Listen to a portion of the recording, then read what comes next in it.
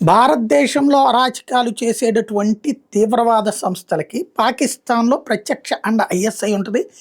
ఐఎస్ఐతో పాటుగా సైన్యంలోని ఒక వర్గము అండగా ఉంటది.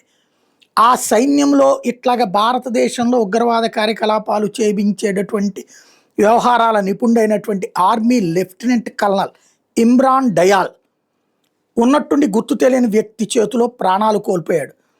తాజాగా అందుతున్నటువంటి సమాచారం ఏంటంటే ఏదైతే ఆయన రోడ్డు మీద ప్రయాణిస్తూ ఉండగా ఈ ఇంటర్నల్ టెన్షన్స్కి సంబంధించినటువంటి వర్గాలు ఉద్యమాలు చేస్తున్నాయి, పీఓజేకే ఉద్యమాలు ఇట్లాంటి వాళ్ళ హడావిడిలో ఉండగా ఎవరో గుర్తు తెలియని వ్యక్తి దగ్గర నుండి కాల్చి చంపాడు అన్నట్టు. ఇతను భారతదేశంలో పహల్గామ్ ఇన్సిడెంట్ వెనకాల ఇతనున్నాడు.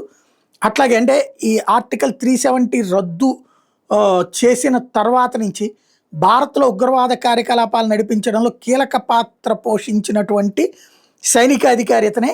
సైన్యంలో ఉన్నటువంటి సీనియర్లు రిటైర్ అయిపోయినటువంటి వాళ్ళని తీసుకొచ్చి పహల్గామ్కి ఉగ్రవాదుల రూపంలో పంపించాడు ఇతడే అన్నటువంటిది ప్రచారంలో ఉంది.